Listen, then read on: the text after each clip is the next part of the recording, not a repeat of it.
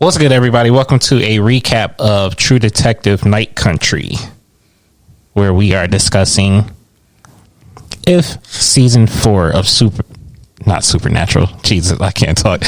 If season 4 of True Detective is supernatural. So, what do you guys think?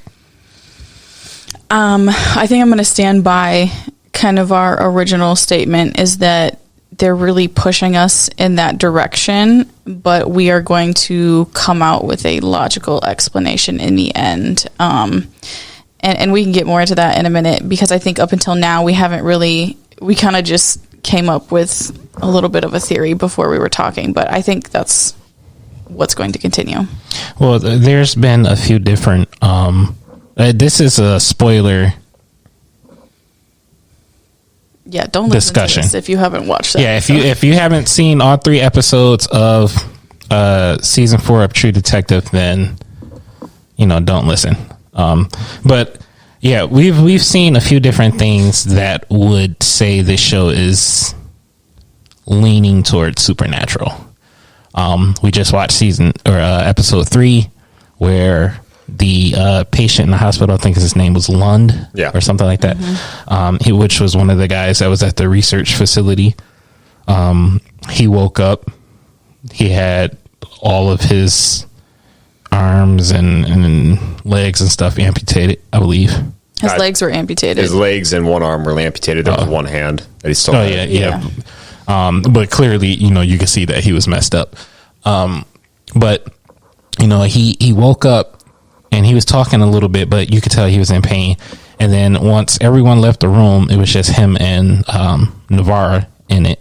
And, he sat up and it looked like he had been completely taken over by something.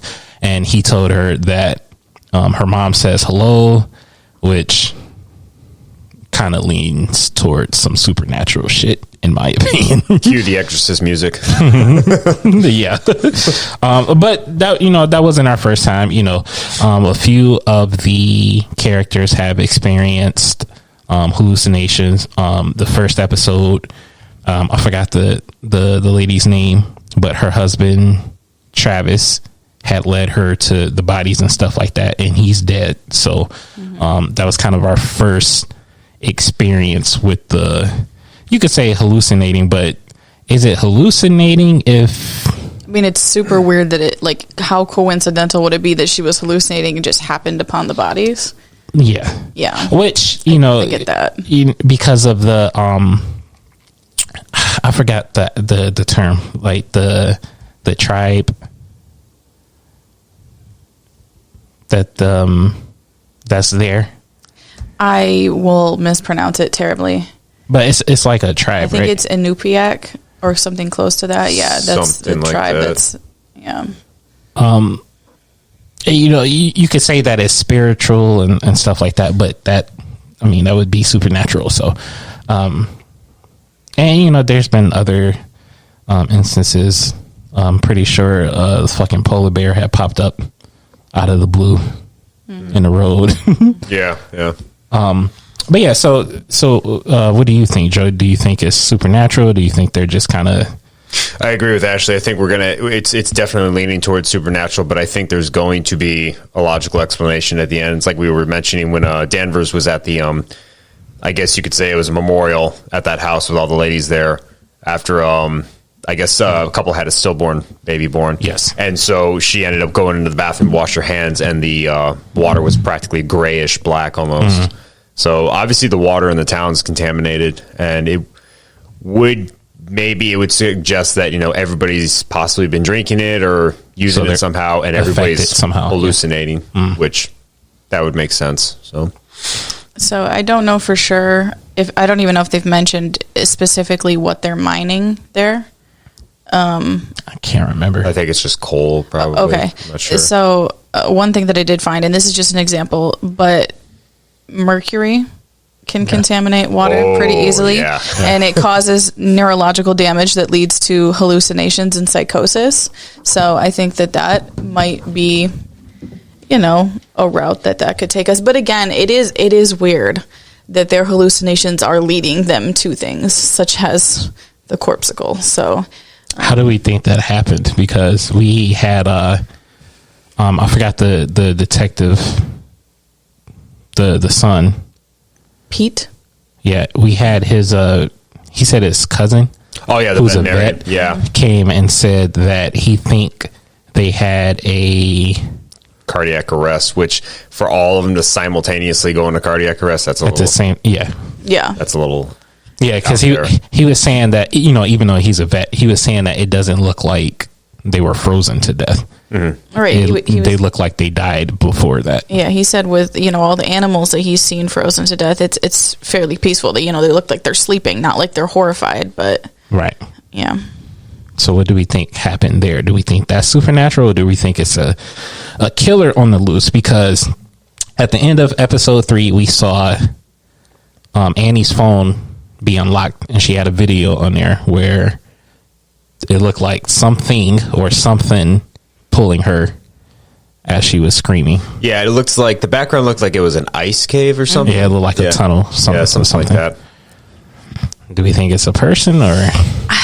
I want to say logically that it's probably going to end up being a person. I really do think that they won't stray from that. But I mean, I could be totally wrong. It could have been fucking zombie polar bear. I don't really know. It could have been A something. zombie polar bear? I would say it's definitely going to be a person because I think her wounds, when they found her body, which was obviously she must not have died in that trailer where they found her. So not the camping trailer, the mining trailer where they found her. They said she'd been stabbed multiple times and everything. So most likely she was killed by somebody. Do y'all have any suspects? Because I have one.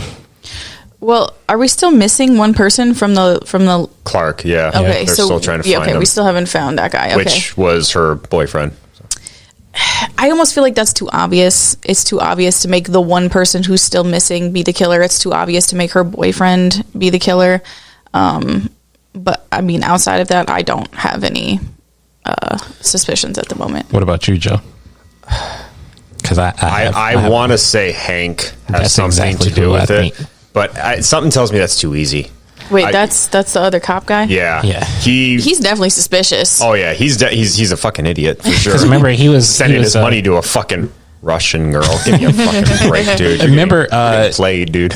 Remember that the lady had called in and told him about Yup. the information, Yeah, and he didn't exactly. do anything about it. Yeah, I mean, and it could be in relation to this, or I mean, he could be trying to cover up something else. He's definitely shady in Yeah. some capacity. So For sure. Yeah. So, and I think there's going to be a connection there for sure. Now, whether or not he was involved, maybe he found out about it and he tried to cover it up, because it's like Danvers has said, you know, half of Ennis, the town, wanted her dead because she was trying to shut down the mine, which would have put a lot of people out of work and could have Right. affected the town and stuff. So, but I do have a question though. Now that we know about the Wheeler case, the case that Danvers and Navarro were working, that domestic violence call that they went on. Yeah, because we saw how that. So now, what do you guys think about that? we saw how that played out, but we saw what she said about it. I was like, yeah, they killed him. Oh yeah, for sure. Yeah. Yeah. Or maybe Navarro just snapped and killed him right there, and Danvers was just like, fuck. It's a callback to the first season when they killed those two guys. I call that taking out the trash, not killing, but okay. Well, I mean, it's similar in this case. Is it right legally or morally? No, but I mean,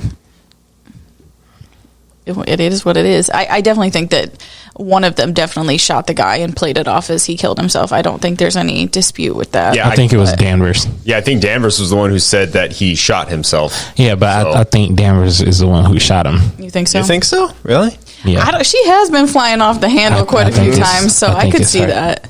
But it could have also been Navarro. It's kind of up in the air. Because I don't really they know. always show her temper all the time. So I feel like that would be too easy to say, oh, she did it. But I think it was, or, you know, it could be her and Danvers is covering up for her. So, Yeah. Yeah. They're covering for each other, definitely. well, yeah, Yeah. because they both Yeah. know what happened. So, Yeah. and they kind of, it seemed like they kind of made something up, or they fell out after that because of that. So, yeah.